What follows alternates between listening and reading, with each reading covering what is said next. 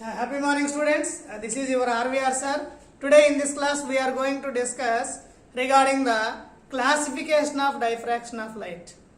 So in the previous class we are already discussed the applications of diffraction as well as where we can observe the diffraction of light in our daily life, and also we discussed the condition required to satisfy the diffraction of light. Now in this class we are going to describe the classification of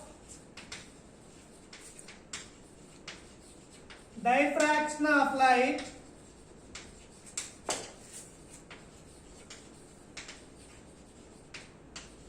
This particular diffraction of light already you have studied in the previous classes from 7th standard, 8th standard and your plus 1, plus 2 level also you are studied regarding the diffraction of light. This is not a new one, but in this category we are having two categories. The first one is what we call it as Fresnel's diffraction, and the second category is Fraunhofer diffraction.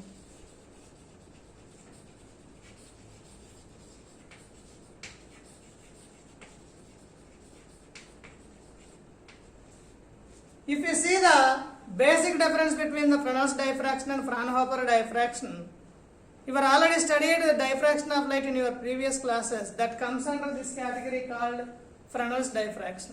Now you are going to learn the new category, that is nothing but Fraunhofer diffraction. Before going to discuss in detail regarding the Fraunhofer diffraction, I would like to emphasize the basic differences or comparisons between the Fresnel's diffraction and Fraunhofer diffraction.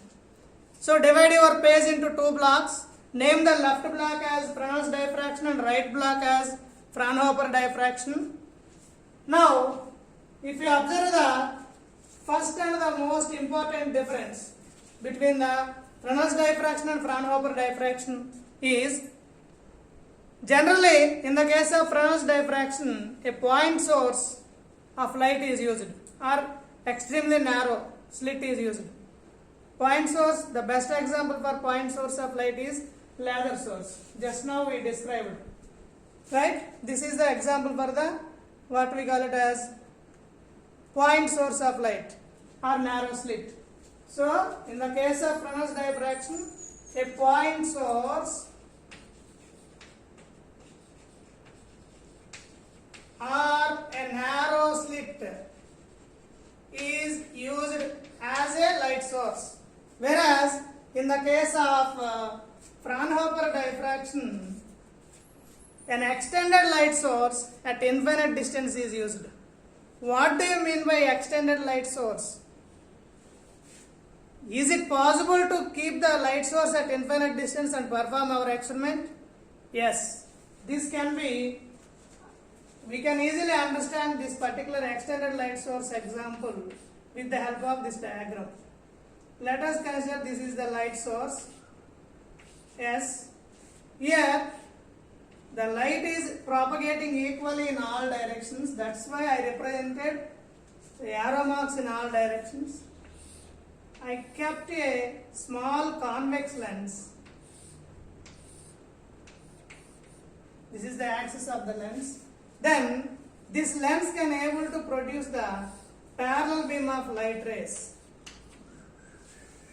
This particular parallel light rays produce the what we call it as, or the combination of this light source as well as convex lens, we called it as extended light source.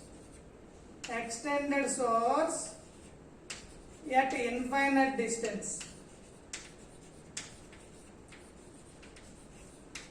Why we call it as the extended source at infinite distance? Because soon after the light is incident on the convex lens, what happens? Parallel beam of light rays are produced.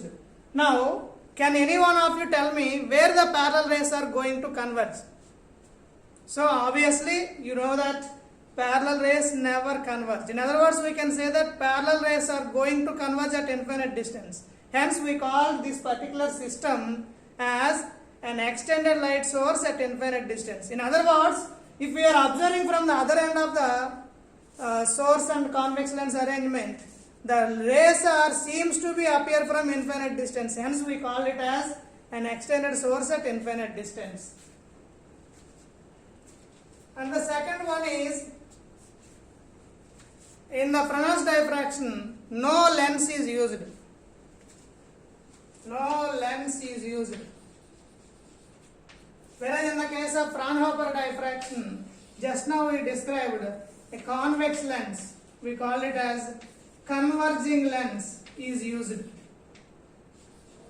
Converging lens is nothing but a convex lens. Is used to produce the diffraction of light. This is the one more difference between the Fresnel's diffraction and Fraunhofer diffraction. And coming to the third one, that is, in the case of Fresnel's diffraction, the light source and the screen are placed at finite distance from the obstacle to produce the diffraction of light. Whereas in the case of Fraunhofer diffraction, the light source and the screen are placed at infinite distance from the obstacle. Just now we saw how it is made into an infinite distance. And the fourth important difference is, in the case of Fresnel's diffraction, the light source which we are going to use is either spherical or cylindrical light. Whereas in the case of Fraunhofer diffraction, a plane wave is used to produce the diffraction of light. In the case of Fresnel's diffraction, a cylindrical or a spherical wave is used. Or in other words, we can say that the light wave which is undergoing diffraction is either spherical or cylindrical. In the case of Fraunhofer diffraction, the light wave which is undergoing diffraction is a plane wave. And then fifth point, which is also very important, in the case of Fresnel's diffraction, distances are important because we are already discussed the light source and the screen are placed at finite distance. Hence, in the case of Fresnel's diffraction, distances are very important.